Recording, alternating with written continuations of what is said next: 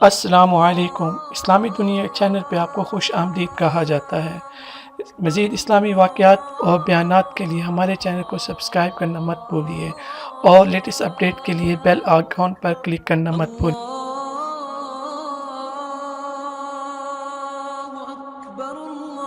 جب معراج کا واقعہ ہوا تو یہ بہت عجیب و غریب واقعہ تھا۔ تو آقا کریم نے جب اعلان کیا کہ بتایا کہ اللہ نے یوں مجھے خلوتوں میں بلایا، تو قریش نے سمجھا کہ اس سے بڑھ کر اور موقع کیا ملے گا پراپیگنڈے کا۔ تو کہا ابو بکر کوئی نئی بات سنی ہے؟ کہا تم سنا دو۔ کہا اگر کوئی کہے کہ رات کی مختصر تنہائی میں مسجد حرام سے مسجد اقصیٰ تک پہنچا ہوں، پھر وہاں سے واپس بھی آ گیا ہوں، تو بات ماننے میں آتی ہے؟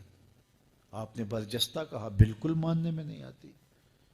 اتنے مختصر وقت میں مسجد اقصیٰ جائے اور پھر پلٹ کے بھی آ جائے، کم از کم 2 ماہ چاہیے۔ 1 مہینہ جاتے ہوئے لگتا ہے، 1 مہینہ آتے ہوئے لگتا ہے۔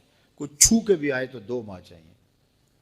تو سمجھا کہ لوہا خوب گرم ہو گیا، اب چوٹ ٹکانے پہ بیٹھے گئے۔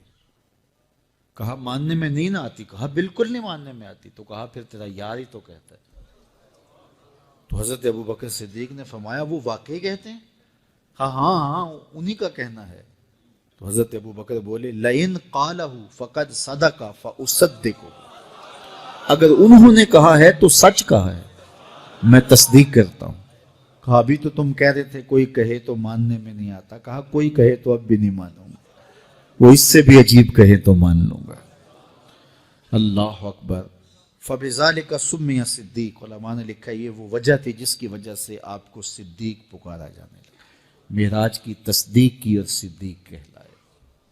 صدیق تصدیق سے بھی ہے، اور ساری زندگی آپ نے جھوٹ زبان پہ نہیں آنے دیا۔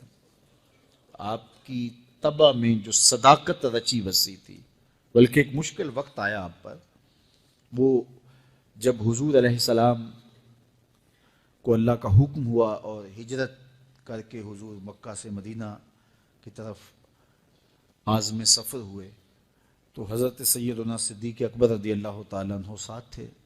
مکہ المکرمہ سے جو مدینہ المنورہ ہے وہ شمال کی جانب ہے، اور غار ثور مکہ المکرمہ سے جنوب کی سمت ہے۔ تو آقا کریم علیہ السلام نے سفر کرنا تھا مدینہ شریف کا، تو شمال کی سمت نہیں گئے بلکہ وہاں سے سفر جنوب کی جانب کیا، اور پھر وہاں سے حضور جو ہے وہ 3 دن گزارنے کے بعد مدینہ المنورہ کی جانب روانہ ہوئے۔ یہ سارے ادھر ڈھونڈتے تھکتے رہے اور حضور وہاں آرام کرتے رہے، اور 3 دن کے بعد جب ڈھونڈ کے ان کو کچھ نہ ملا تو آقا کریم وہاں سے نکلے اور سیدھا مدینہ المنورہ کی جانب عازم سفر ہوئے۔ انہوں نے 100 سرخ اونٹ حضور کی گرفتاری کے لیے انعام رکھا ہوا تھا۔ تو مختلف قبائل کے لوگ حضور کو ڈھونڈنے کے لیے نکلے تھے کہ بہت بڑا انعام ہے، 100 سرخ اونٹ ملیں گے۔ ایسے لوگ بھی تلاش کر رہے تھے جو حضور کو جانتے نہیں تھے۔ تو راستے کے اندر حضرت ابو بکر صدیق سے کوئی شخص ملا اور اسے شک پڑا کہ جن کو میں ڈھونڈ رہا ہوں کہ وہ کہیں یہی نہ ہو۔ تو اس نے حضرت ابو بکر صدیق سے پوچھا آپ کا نام؟ تو انہوں نے کہا میرا نام عبداللہ ہے، ابو بکر ہوں۔ تو اس نے پھر حضور کا پوچھا۔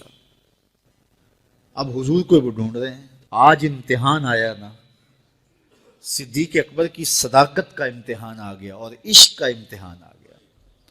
اگر کہیں یہ حضور ہیں تو عشق گوارا نہیں کرتا کہ یہ گرفتاری عمل میں آئے، اور اگر کہیں کہ یہ حضور نہیں ہیں تو ابو بکر صدیق کیسے رہیں گے؟ آج کل تو وہ سڑکیں بن گئی ہیں اور سائن لگے ہوئے ہیں، آپ اکیلے یہاں سے نکلیں تو جہاں جانا چاہیں خود جا سکتے ہیں۔ اس وقت تو پہاڑی راستے ہوتے تھے، یا تو لوگ قافلوں کے ساتھ چلتے تھے، اور اگر کسی کو ہنگامی طور پہ اکیلے جانا پڑتا تو وہ گائیڈ ساتھ لیتا جو راستے بتاتا۔ اس کو عربی میں ہادی کہتے ہیں، ہادی، رہنما، گائیڈ جو راستہ بتاتا۔ تو حضرت ابو بکر صدیق سے اس نے پوچھا یہ کون ہے آپ کے ساتھ؟ تو حضرت ابو بکر صدیق بولے ھذا ہادی یہدینی الی صراط المستقیم، یہ میرا ہادی ہے جو مجھے سیدھی راہ پہ چلا رہا ہے۔